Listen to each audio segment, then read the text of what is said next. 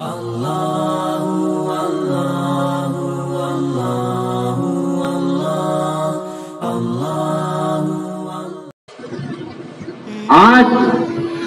گھروں میں عریانیت ہے، فحاشیت ہے، آج گھروں کے اندر بے محابہ لوگوں کا آنا جانا ہے، ملنا جلنا ہے، دوستوں کا آنا ہے، ایک کالج کے اندر پڑھنے والے بچوں کا آنا ہے۔ آج ہم صرف اس لیے نظر انداز کرتے رہتے ہیں، آج ہمارے گھروں کے اندر مختلف بچے آتے ہیں اس کے فرینڈ کے نام پہ، اس کی سہیلیوں کے نام پہ۔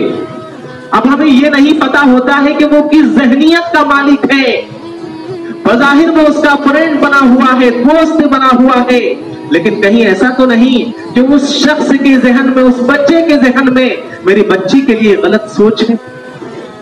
آج گھروں کے اندر گھنٹوں گھنٹے ان دونوں کو تنہائیوں میں چھوڑ دیا جاتا ہے دوستی کے نام پہ، کہ ایک اسکول میں پڑھنے والے ایک کالج میں پڑھتے ہیں، ایک کلاس میں پڑھتے ہیں، لہٰذا یہ تو آپس میں دوست ہیں۔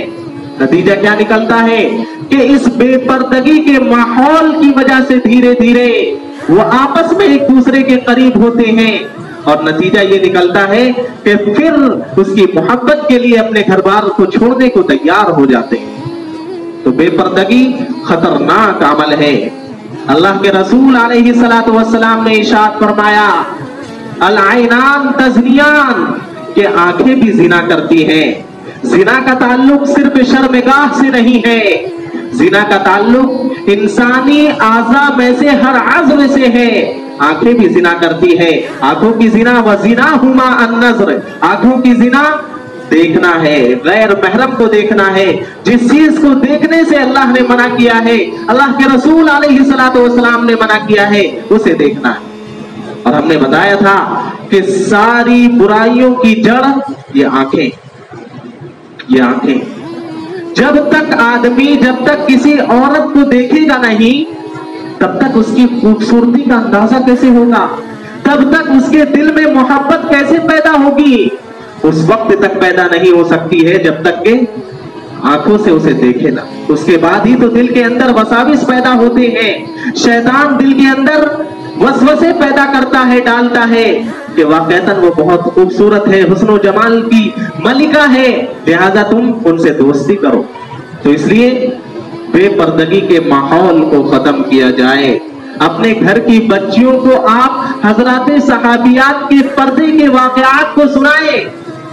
واقعہ عفق کے اندر جس میں حضرت عائشہ رضی اللہ تعالی عنہ، ام المومنین حضرت عائشہ رضی اللہ تعالی عنہ کے اوپر تہمت لگائی گئی، منافقوں نے آپ کی پاک دامنی پر شک و شبہ کا اظہار کیا، اور آپ کی پاک دامنی کو ثابت کرنے کے لیے اللہ نے پھر سورہ برات کے اندر کئی آیتوں کو اللہ نے نازل کیا۔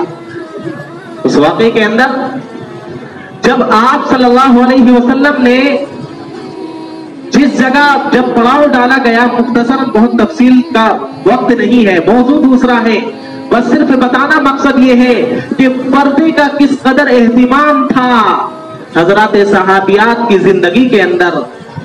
اندازہ لگائیے کہ جب ایک جگہ پڑاؤ ڈالا گیا اور جب آپ نے کوچ کرنے کا حکم دیا، روانگی کا حکم دیا، تو حضرت عائشہ موجود نہ تھی۔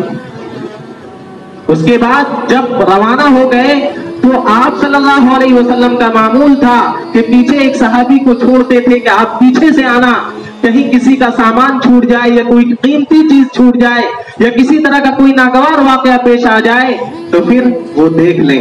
حضرت صفوان رضی اللہ تعالیٰ عنہ جو معمر صحابی تھے، تھوڑے عمر دراز صحابی تھے، فرماتے ہیں کہ میں جب اس جگہ پہ پہنچا جہاں پہ آپ صلی اللہ علیہ وسلم نے اور حضرات صحابہ اکرام نے پڑاؤ ڈالا تھا، تو میں نے دیکھا کہ کوئی چادر تان کر اوڑھ کر لیٹی ہوئی تھی۔ حضرت عائشہ فرماتی ہے کہ جب میں اپنی ضرورت سے فارغ ہو کر واپس آیا، ممکن ہے اس واقعے کے اندر بھی آتا ہے کہ حضرت عائشہ کا ہار گر گیا تھا، تلاش کرنے کی وجہ سے وہ پیچھے رہ گئی تھی، اور آپ نے محسوس کیا کہ شاید حضرت عائشہ اندر موجود ہے ہودج کے اندر، تو آپ نے اسے اٹھا کر کے اونٹ کے اندر رکھنے کا حکم دیا، اور پھر حضرت عائشہ چھوٹ گئی۔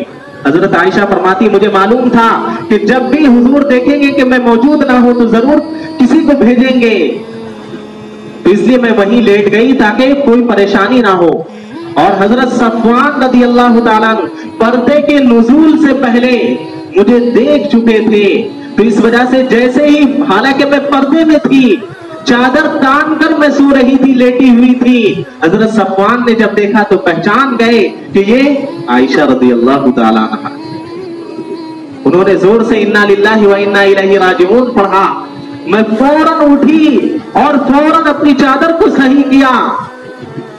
फौरन उस हालत में भी, जबकि आदमी जब पीछे रह जाए, खुसूसन अगर कोई औरत जात हो, तो परेशान हाल रहती है, कहां पर्दे का इतना एहतिमाम हो पाता है। लेकिन हजरत आयशा फरमाती है कि मैं उस मौके पर भी पर्दे को नहीं छोड़ा, उस चादर को फौरन सही करके मैंने अपने जिस्म को फौरन ढांक लिया। और हजरत सफवान रज़ी अल्लाह ताला अपनी सवारी को, अपने ऊंट को मेरे करीब किए और मैं पर्दे के साथ ही उस पर सवार हुई और रास्ते में एक बात भी नहीं की।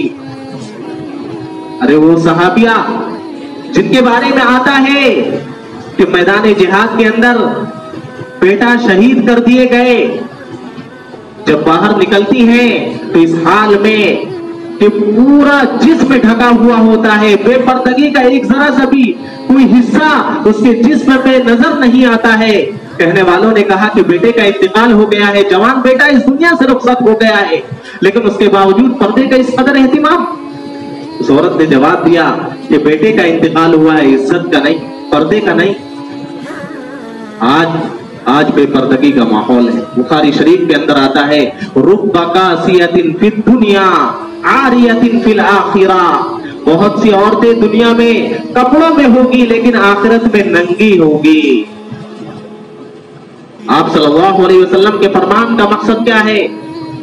दूसरी रिवायत के अंदर आपने बयान किया, बहुत सी औरतें बज़ाहिर कपड़ों में होंगी, एक जमाना आएगा लेकिन हकीकतन नंगी होगी,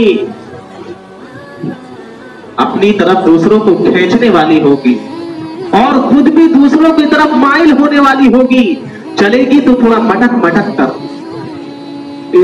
एड़ी वाले चप्पल जो होते हैं उसकी जरूरत क्या है, मकसद क्या है? अल्लाह के रसूल अलैहिस्सलातु वस्सलाम ने बयान किया कि एक जमाना आएगा कि मटक मटक कर चलेगी। मकसद ये होगा ताकि लोगों की नजरें पड़े। अरे शरीयत के अंदर तो अल्लाह के रसूल अलैहिस्सलातु वस्सलाम ने खुशबू लगाकर बाहर निकलने से भी औरतों को मना किया है।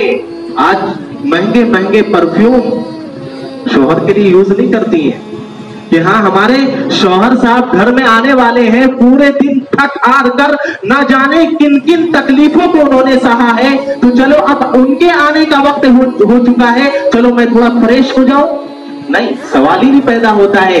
वो महंगे महंगे परफ्यूम निकलते कब है?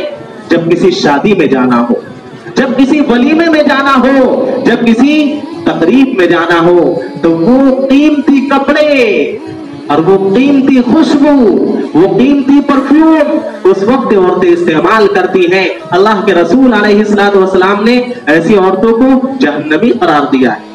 ऐसी औरतों के बारे में अल्लाह के रसूल अलैहिस्सलातु वस्सलाम ने बयान किया कि वो जन्नत की खुशबू तक नहीं पाएगी, जबकि बहुत दूर से जन्नत की खुशबू आ रही होगी।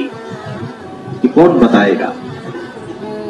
अपनी बहन बेटियों को आप नहीं बताओगे तो कैसे उन्हें पता चलेगा कि मजहब इस्लाम के अंदर हमारे लिए क्या क्या अहकाम है? औरतों के बारे में अल्लाह के रसूल अलैहिस्सलातु वस्सलाम ने इरशाद फरमाया कि ज्यादा उन जेवरात को भी इस्तेमाल ना करो और उन जेवरात को भी पहनकर ना निकलो कि जिनसे आवाज पैदा होती हो।